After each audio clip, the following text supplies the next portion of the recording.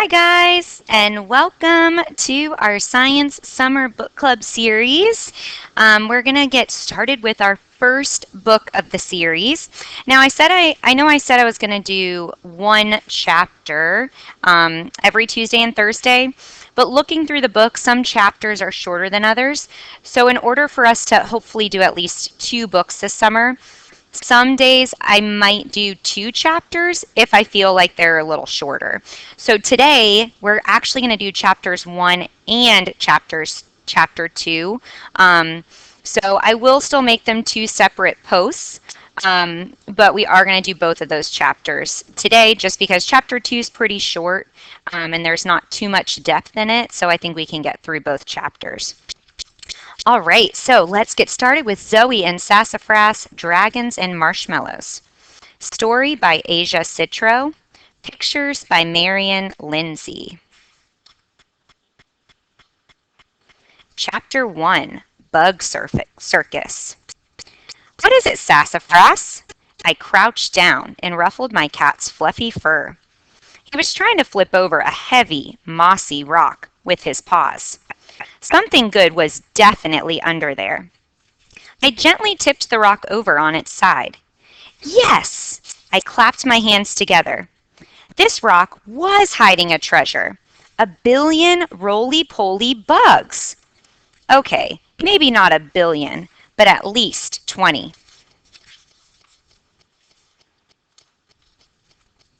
Sassafras took a step forward.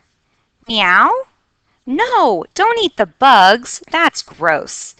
My cat loves bugs as much as I do, but we love them for different reasons. I love to play with them. He loves to eat them. Now I just needed to think of something super amazing to do with the roly-polies. I held one in my hand, and its tiny feet tickled as it walked. Sassafras trotted over to my pile of stuff and pawed at my thinking goggles. Oh, good idea, I said as I put them on my head. Most scientists wear goggles over their eyes, and I do too when I need to keep my eyes safe. But when I need to think of brilliant ideas, I wear my thinking goggles on top of my head. That way they're closer to my brain. The roly-poly on my hand walked across a bridge I'd made by touching the tips of my 2 pointer fingers together. I've got it! Let's make a bug circus. I bent some thin twigs into hoops for the bugs to crawl through. Then I set up some small round rocks for them to balance on. Next, I tied some grass on either end of a flat piece of bark to make a swing that I held low to the ground in case any of my performers fell. My favorite part was a tightrope I made by balancing a long twig between 2 flat rocks. One of the biggest roly-polies crawled up to the twig tightrope. I got down on my elbows in the soft grass to cheer him on. Come on, little buggy, you can do it.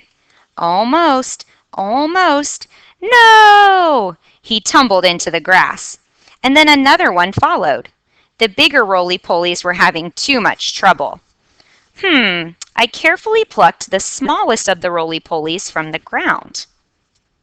Okay, little guy, you might be the smallest, but I think you can do this. Show me what you've got.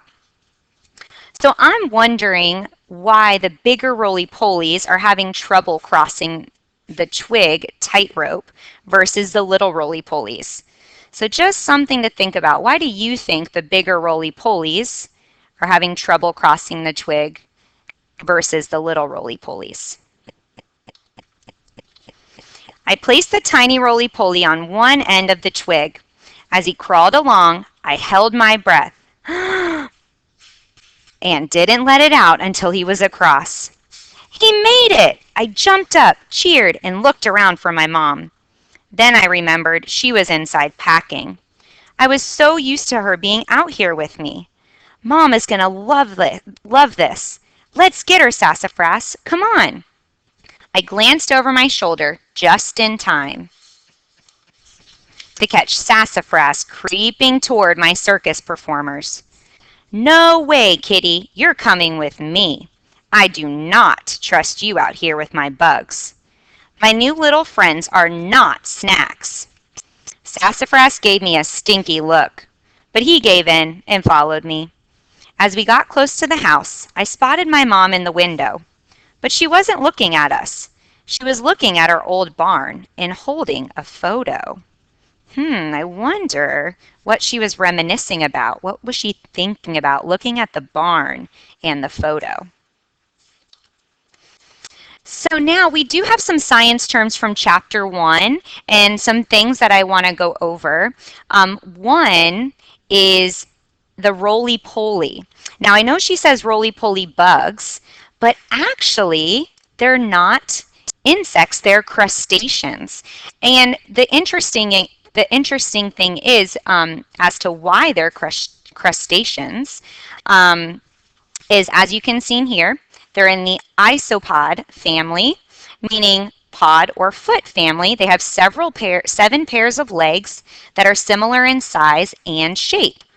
Roly-poly bugs also have 3 main body parts, the head, thorax, and abdomen, as well as simple eyes.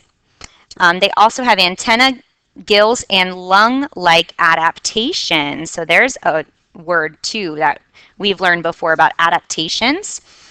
And they're closely related to marine animals, so they need moisture to survive, but they can't live in submerged water. So we are going to be doing a blog post about crustaceans and comparing crustaceans to insects and seeing how they're different, how they're similar. And then we also have mosses down here, which are a type of non-flowering plant. So flowering plants reproduce by using seeds, whereas non-flowering plants reproduce by using spores, which in this case, mosses use spores to reproduce. So remember at the beginning of the chapter, she flipped over that mossy covered rock. And so that moss was able to reproduce by using spores. They land in an area with moisture and they're able to grow that way. So they don't actually have seeds like some of our flowering plants do.